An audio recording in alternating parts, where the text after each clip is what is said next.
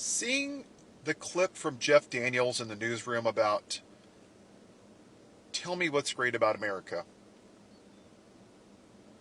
Fundamentally, that is why we're here as a country. When I hear Make America Great Again, when? Let's review America. Let's look at its greatness, shall we?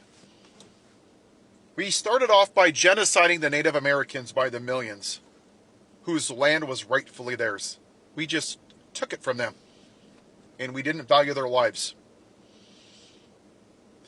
Then we started this country, then we took black people from Africa, because we didn't value their lives. Then we forced them to pick our cotton and raise our kids and build our White House and do all the work that white people were too lazy to do. Wow, starting off really great, isn't it? And then we come up with the Constitution in 1787. And we're still waiting for this greatness, right? So the founding fathers that were racist slave owners that owned black people like cattle, great start, right? They designed the country to benefit 21-year-old land-owning white men, and black people were only worth 60% of a white man. And then women didn't have the right to vote, have credit, no-fault divorce. They were also treated as less than the white man. And we said, yay, we're great, we're America, now we're free, except for everybody except the white man. And black Americans couldn't drink from the same water fountains, sit on a bus, go to church, and on and on and on. Slavery, Jim Crow, Black Wall Street, and all the time, my demographic, we're great, we're great, we're great.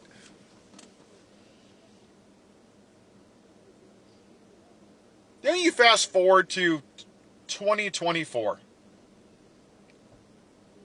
And we finally have the opportunity to do something. To show that we're going to progress as a society. Not just the most qualified black woman, but the most qualified candidate in the history of our country. And this country did what it always does. It fell back on the most uneducated, morally bankrupt, foolish, childish, immature plantation owner that wears diapers and orange makeup. Because that's what America wants.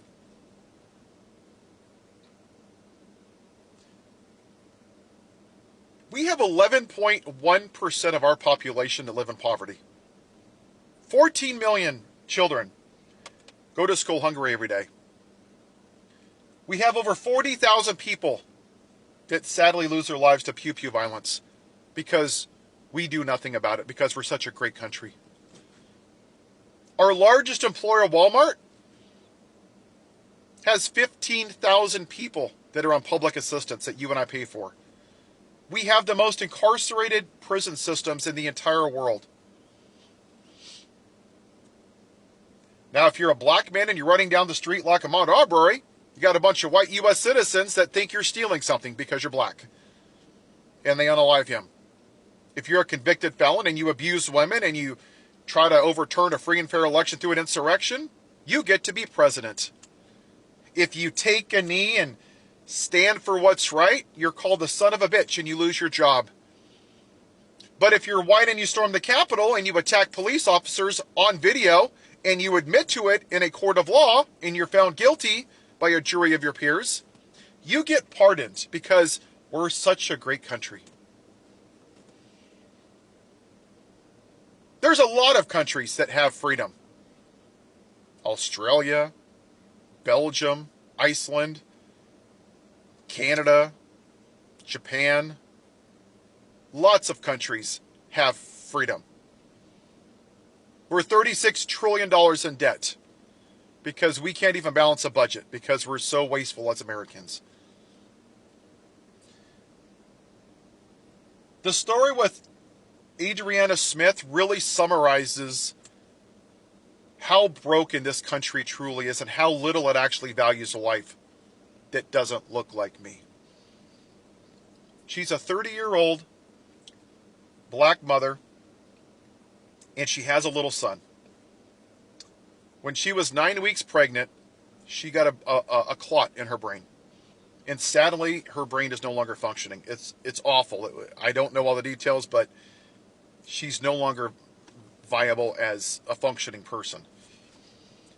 So the state of Georgia, because they're so pro-life, because of their heartbeat bill, they've turned her into a human incubator, which is morally reprehensible. It's repulsive. It's gross. So for the last 60 days, they've kept her alive to save that infant. And her young son comes by and visits, and he thinks that his mom is sleeping. That is gut-wrenchingly heartbreaking.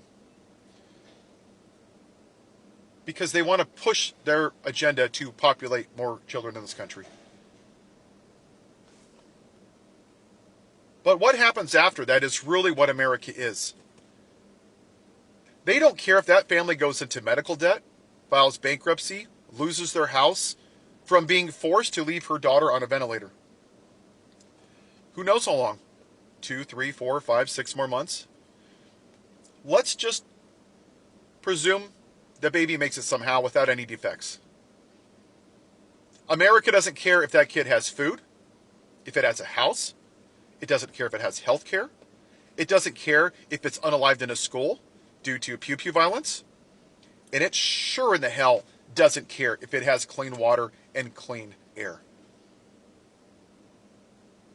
So my question for you, MAGA, what exactly is great about this country? I'll tell you what you think is great. Your whiteness. Your version of white America. Having 800 million American flags? No, that's not great. Having a pet bald eagle? That's not great. Worshipping a flag, praying to it, singing to it? No.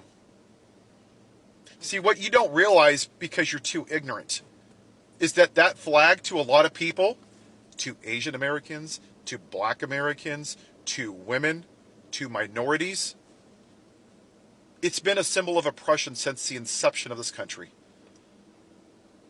That's what you fail to realize because you're too ignorant.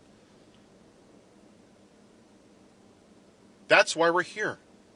Because you don't care that other people view that flag differently than you.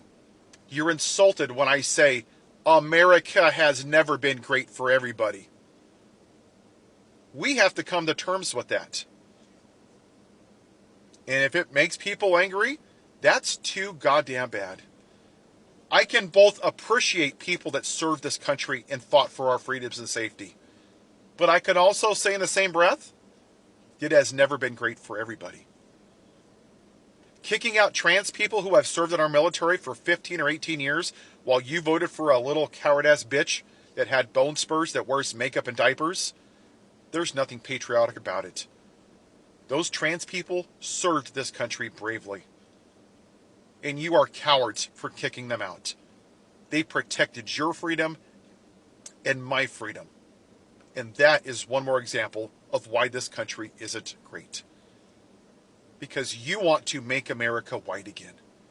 You want one thing and one thing alone. Straight white Christian America. But if you commit felonies, if you steal from cancer charities, if you cheat on your wives with a porn star, if you steal top secret documents, if you have dinner with white nationalists, if you insult people, if you make fun of people, if you talk about Hannibal Lecter and electric sharks, as long as you're a white man in your America, that's okay because you want to make America white again. You have a good day.